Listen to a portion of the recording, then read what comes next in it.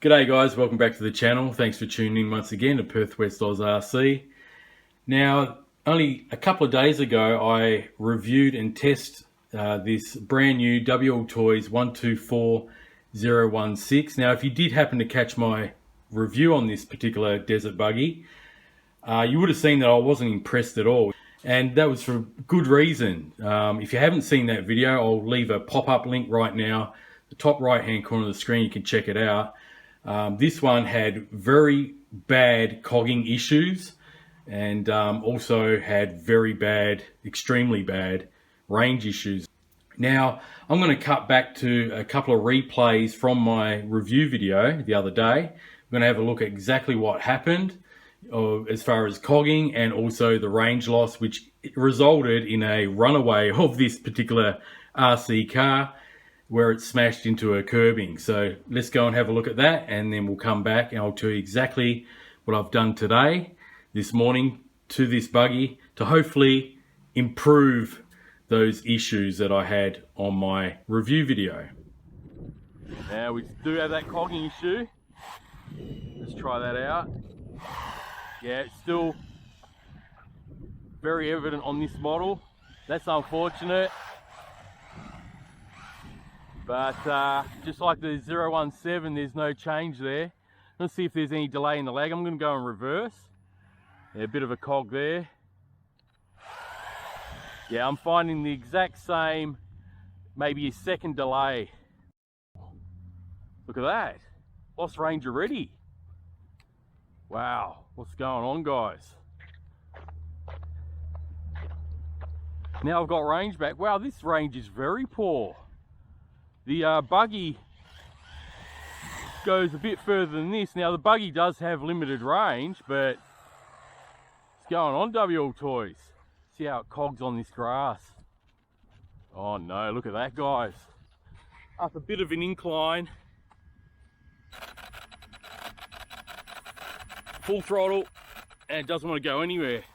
I mean, that's not much of a hill on this bank here. And look at it, it just doesn't want to go. Lost range again, look at that. Oh, intermittent, and look at that. Look at it. It just took off, it lost range, then connected with the range again, and then just, that's nuts. Yeah, something's happened, look at that. Nah, this is a dud, guys. WL Toys, what have you done? Broken something, something's rubbing because it hit that curb.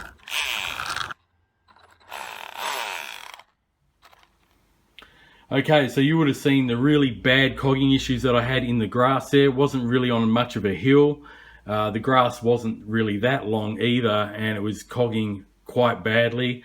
Worse than the actual buggy version, which is the 017 model. And I had really bad range issues there, as you can see, a couple of times during that review. And especially when I ran this on 3S, it was very jitterish. You know, it was going in and out of connection, and also resulted in that runaway where it drove by itself when I was off the throttle and just kept going and smashed into that curbing. Now, after I hit that curb, you would have heard that noise that was coming from the car. I couldn't see anything evident as far as dog bones and so forth. On the back, you know, the axles are straight. So this morning, I decided to pull this car apart and see what the issues was. So what I did first was take the whole roll cage off, okay? And so I could work on the buggy and see exactly what was wrong with it. I'm going to put some rolling clips here that I took as I was doing the work on this buggy. You'll see that the actual center drive shaft was pretty badly bent, okay? And it was actually rubbing against the ESC. So that's where that whole rubbing noise was coming from. So that was the issue. I did repair it rather easily in the vise on the bench here. I put that back in, and the second thing I did was I took the diffs out, okay, and as we all know, if you've bought a WL Toys 1/12 scale buggy, even the brush versions up to the 1/10 scale and the 144001, you'd know that there's hardly any grease in them at all, if any. So this was no exception. It's exactly the same. I've put a couple of photos in here as I'm talking. So I end up filling this one with grease as well, both front and rear. Now, I didn't make a video of that because I've already actually made a couple of videos late last year of the 124019 and 124018, which is the brush version of that, which I do recommend over this model any day. So yeah, I didn't make any videos today on how to grease the diffs. If you want to see them, I'll pop up another link of when I worked on the 124018, and you can follow that guide if you're new to these WL Toys vehicles. Now, the main reason I'm making this video also is for people that have probably already pre-ordered this and maybe they've got it shipped on the way right now. I'm just trying to improve the issues that have arisen during my review, and I've noticed a couple of other channels also had very similar problems. So I highly do not recommend this car unless WL Toys goes back to the drawing board and rectify these issues. So once I greased the diffs, guys, I had a look at the antenna position because there was a couple of comments in my review video the other day actually where someone asked me if I had fresh batteries in the controller and if that contributed to the range loss, and the answer is yes. I did have fresh batteries in the transmitter here, and I still had those bad range issues.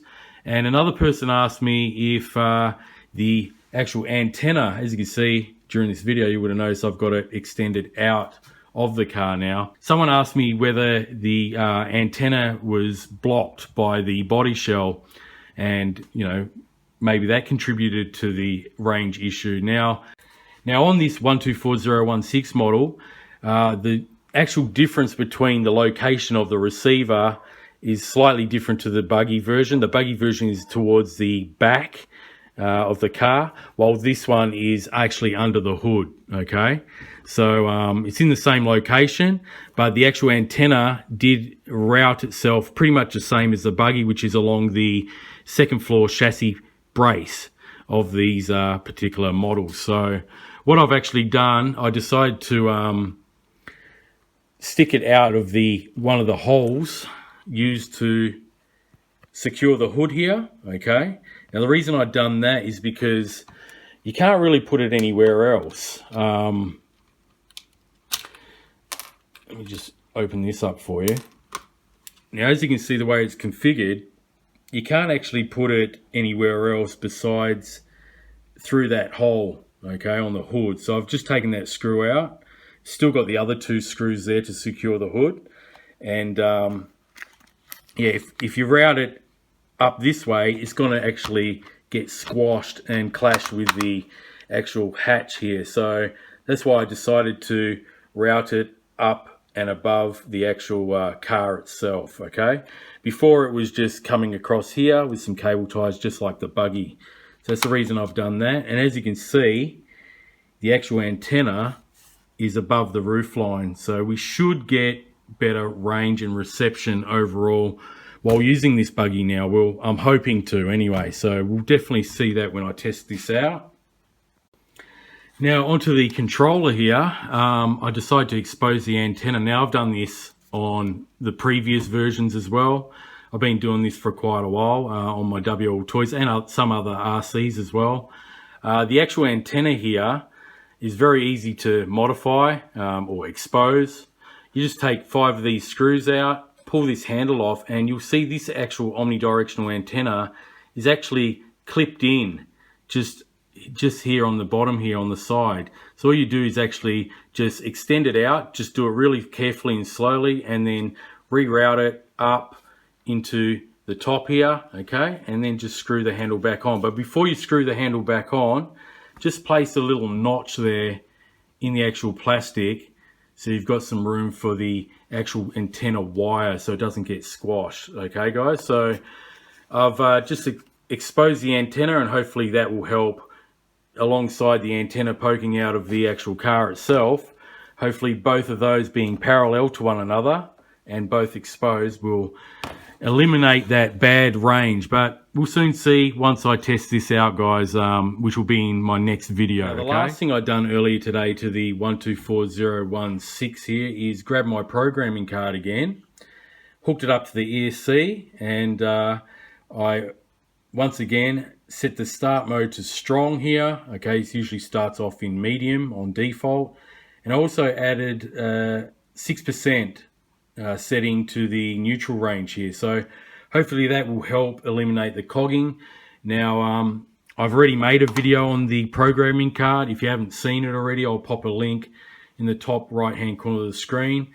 I've done that video about a week ago on how to help reduce the cogging on the 124017 buggy, and also applies to the Eachine EAT14. So that's pretty much what I did today, guys. I am yet to test it out so far. These are hopefully little improvements.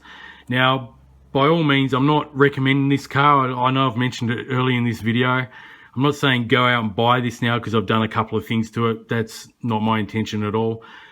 For those that have been following me for a long time, you'd know I have no problem saying something is crap and not to buy it, and I do not recommend a particular product. I've done that many times on my channel, whether it be drones, cars, what have you. Anything that I've reviewed that has been absolute disaster or not good at all, I just tell you guys, save your money and do not purchase this particular product. And that same thing applies to this model.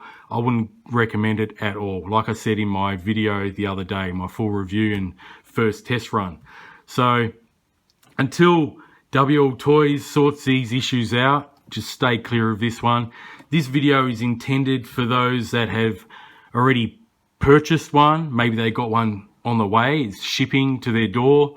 Maybe you've already got it and you've ran yours and you've had the same range issues and cogging issues. So we'll see what happens once I get this one out. I'm hopefully going to take it out tomorrow, test the range, and we'll test the performance after I program the ESC with this particular card. If you haven't got one of these, I strongly recommend that you get one of these.